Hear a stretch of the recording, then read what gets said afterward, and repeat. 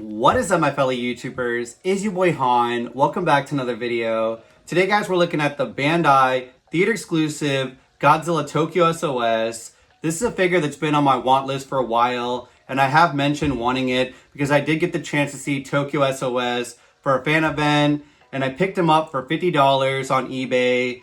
And the year prior, they showed Against Mechagodzilla, but unfortunately, it didn't show in my area. So when they were announcing that they were going to show Tokyo S.O.S. Last year, I was excited because they brought it to Cinemark, and it's in my top 5 Godzilla movies. So without further ado, let's go ahead and get a closer look.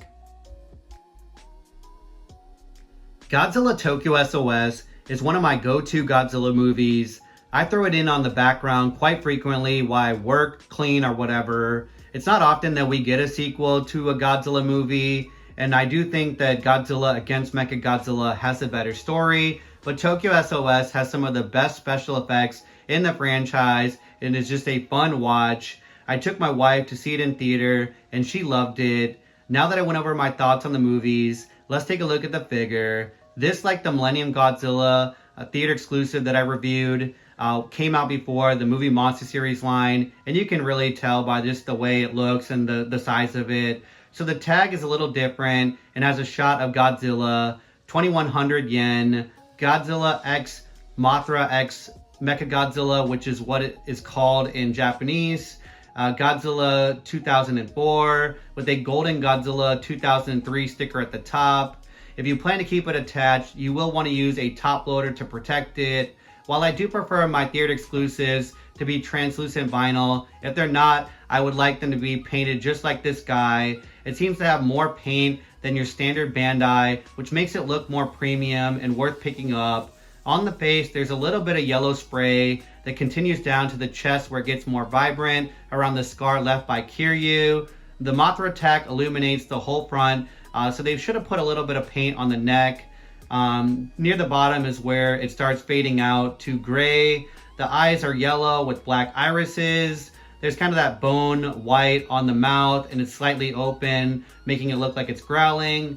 Hands and toe claws also have that same white. With this figure being a little bit bigger, it does have the 7 points of articulation, neck, arms, legs, and then the 2 portions where the tail assembles. Besides that, this has great sculpted detail, pointy scales more towards the top, and then the spines, grid lines on the neck, and then the big scar in the chest, and then just overall all of the normal tree bark skin throughout.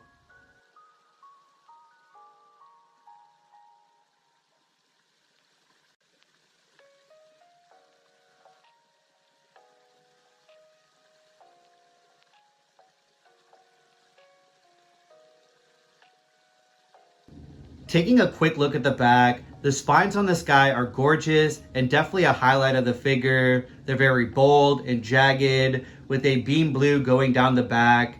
There's some black at the base, fading to a metallic silver on the 2 outside rows, and then blue to metallic silver on the center spines. It's almost a shame that you never get to see them from the front, but that attention to detail is why this is definitely worth getting.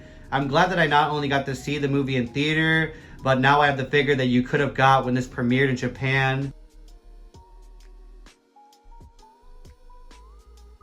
For a couple size comparisons, here it is next to Bandai Theater Exclusive 1999 or Millennium Godzilla, Glitter Blue -1 Goji, and for a final comparison, Glitter Pink Godzilla X Kong Godzilla. Overall, what's not to love about the theater exclusive Tokyo S.O.S. Godzilla, especially if you can't afford things like X+.